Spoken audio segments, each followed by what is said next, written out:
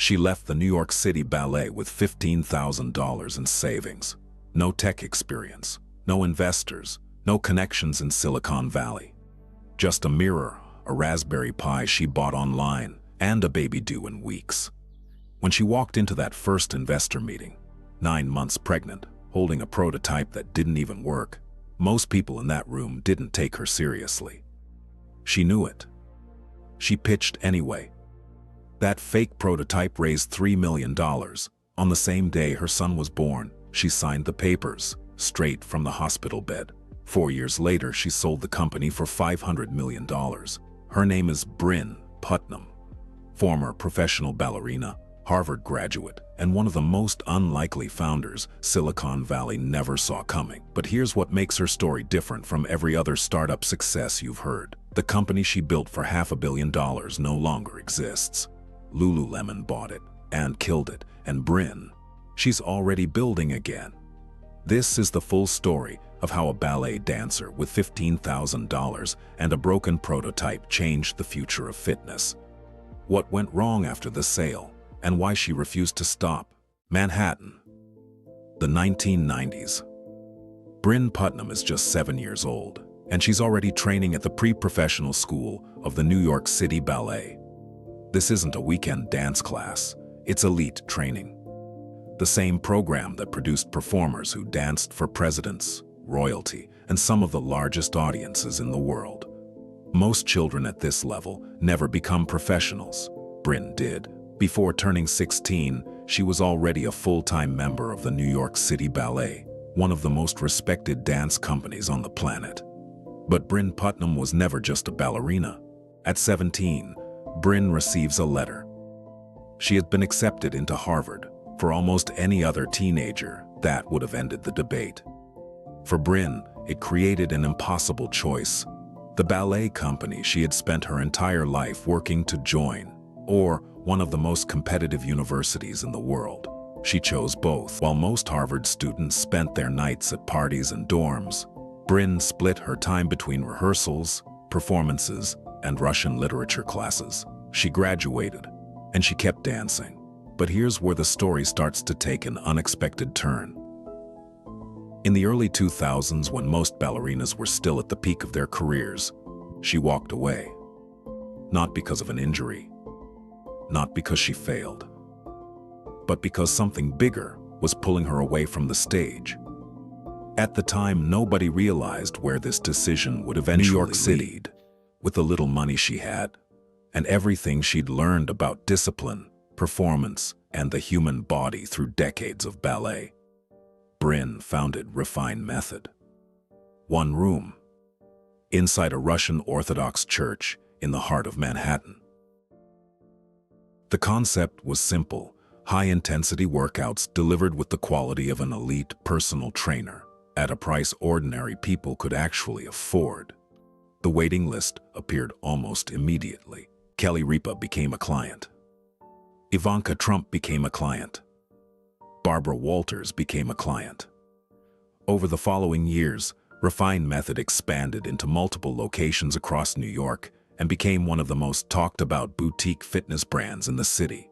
Brynn had already proven she could build a successful business, but the idea that would change everything hadn't arrived yet. And what happened next would eventually lead to a company worth hundreds of millions of dollars. Brynn is pregnant with her first child. As her pregnancy progresses, working out at the studio becomes more difficult. She starts exercising at home and immediately runs into the same problem millions of people face every single day. The laptop sits at the wrong angle. The phone screen is too small. The YouTube content feels generic. And the experience of working out alone, without feedback, without an instructor, without a mirror, is completely different from being in a real class.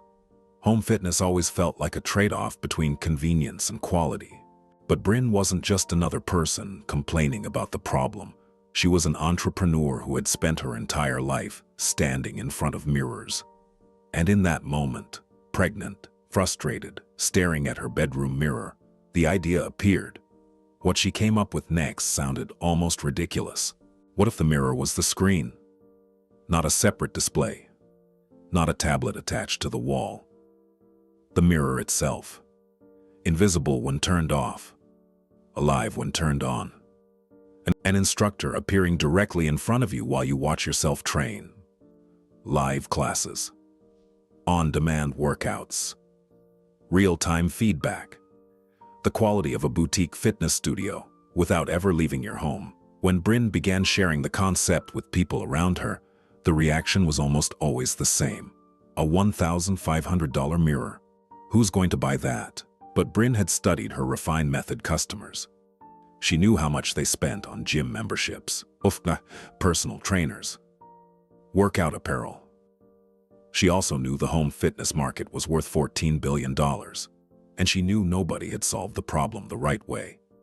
Most people saw an expensive mirror. Brynn saw an entirely new category. Brynn didn't have engineers. She didn't have a technical team.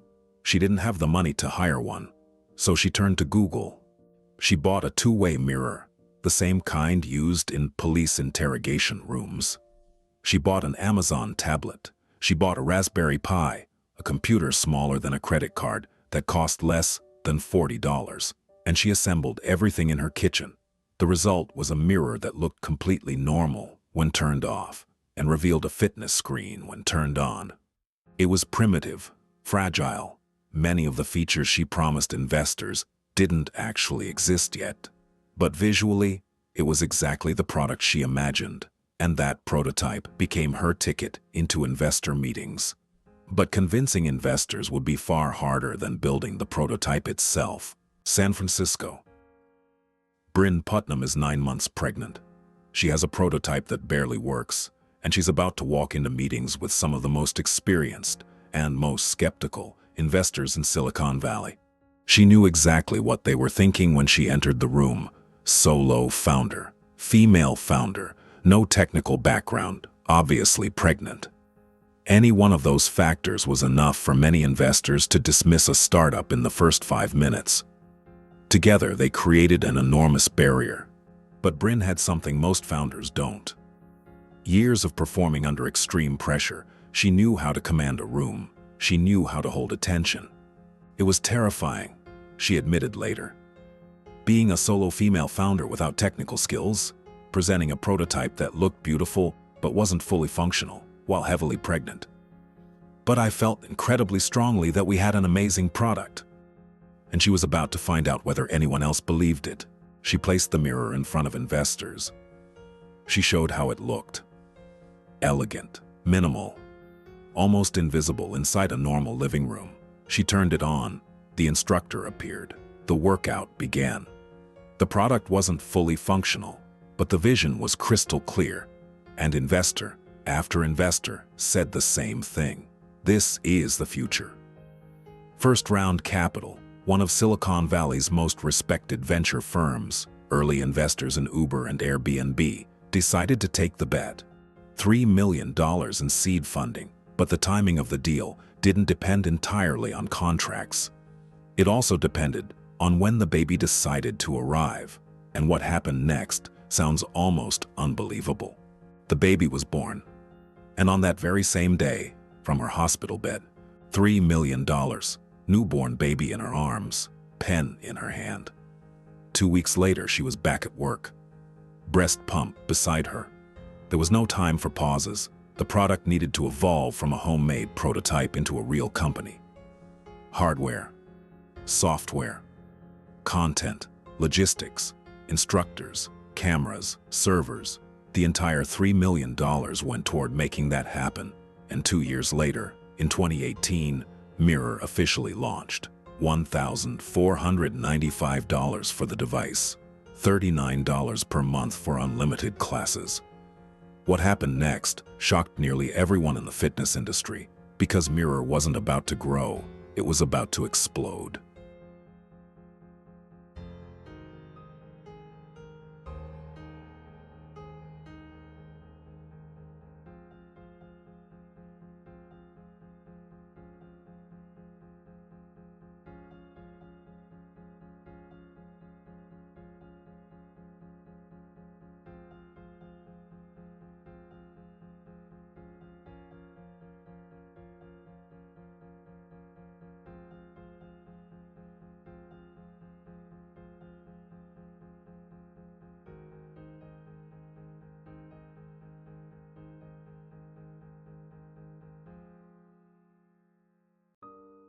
The pandemic shut down every gym in the United States. For Mirror, it was like lighting a rocket. Overnight, millions of Americans who had never considered working out at home suddenly needed a solution. And Mirror had exactly what they were looking for. Already built, already working, already stocked with hundreds of classes. What happened next would turn Mirror from a fast-growing startup into one of the hottest companies in America. June 2020, in the middle of the pandemic, with gyms closed and Mirror experiencing the strongest sales in company history, Brynn received an offer. Lululemon, the world's largest athleisure and yoga apparel brand, wanted to acquire Mirror. The price, $500 million in cash, plus another $50 million in earnouts. It was the first acquisition in Lululemon's history, and they were paying a significant premium. Mirror had roughly $100 million in annual recurring revenue, which meant Lululemon was paying approximately 5x revenue. Brynn had a decision to make. Competition was becoming brutal. Peloton was growing at incredible speed, with billions of dollars behind it. Apple, Amazon, and Google were all paying attention to the home fitness market, and Lululemon's offer guaranteed the future of the company. It also delivered an extraordinary return for every investor who had believed in a prototype that barely worked. She accepted $500 million from a ballerina who once had just $15,000 in savings. It looked like the perfect ending, but it wasn't the end of the story. This is where the story takes a turn that almost nobody talks about. Lululemon bought Mirror at the perfect moment. Pandemic, closed gyms, explosive demand. But when the world reopened, a problem became obvious. Lululemon was a clothing company, not a technology company, not a software company, not a content company. Running a live fitness platform with instructors, servers, hardware updates, streaming infrastructure, and technical support was completely different from selling leggings. In September 2021, just 1 year after the acquisition, Brynn Putnam stepped down as CEO. Mirror continued operating, but without its founder, without its original vision, and inside a company that lacked a true technology DNA. The business began losing momentum. By 2022 and 2023, Lululemon had recorded $442 million in losses directly tied to Mirror, and things were about to get even worse. December 2023. Lululemon announced the permanent shutdown of Mirror. 119 employees were laid off. The digital content library was transferred to Peloton. The product that had once been a magazine cover story, a pandemic sensation, a symbol of innovation, was officially discontinued. The company Brynn built with $15,000 and a prototype that barely functioned no longer existed. Just 3 years after the sale, but while most people saw this as the end of the story, Brynn was asking a different question.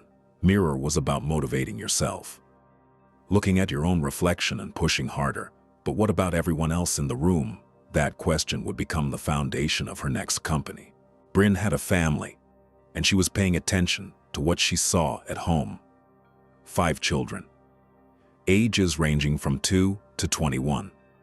And every night, she witnessed the same scene. Everyone had their own device. Everyone lived inside their own digital bubble. Physically together, digitally alone. She didn't want to build another app to patch the problem. She wanted to completely rethink the relationship between people, technology, and presence. Technology often separates us, she would later say. I wanted to build something that did the opposite, and that's how Board was born. But Brynn wasn't creating another product. She was trying to create another category.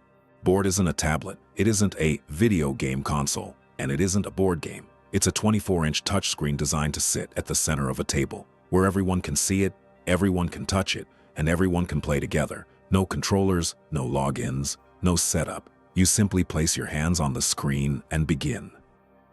While an iPad recognizes around 10 simultaneous touches, Board can recognize virtually unlimited touches, combined with physical game pieces that players use to cut, build, push, and interact with the game world. It's an experience no mobile device can replicate.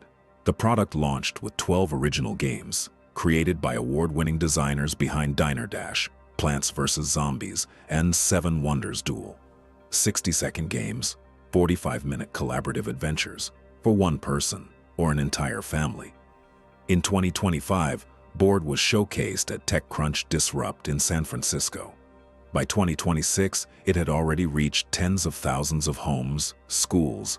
85% of customers log more than 30 sessions per month, and user stories say more than statistics ever could. One father wrote that he saw his children laughing together for the first time in months. Another called Board a reset button for family time. Brynn has now raised another $20 million, and she's building again, with the same clarity that helped her create an entirely new category once before. And if history is any indication, this may only be the beginning. Brynn Putnam is not a story about luck. It's a story about patterns. Ballet taught her that you show up every day, in pain, without applause, without any guarantee of success. You build quietly for years before the world notices. Entrepreneurship is exactly the same. The fake prototype wasn't dishonesty, it was vision, the ability to show people something that didn't exist yet, and believe in it so strongly that they begin believing too. When Lululemon destroyed what she built, she didn't process it as failure, she processed it as information, as a question, as the next problem to solve. That's the first lesson.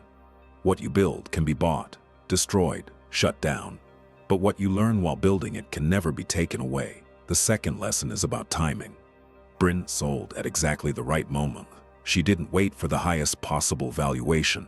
She recognized the market was changing and secured the outcome while she still could. Knowing when to exit is just as important as knowing when to start.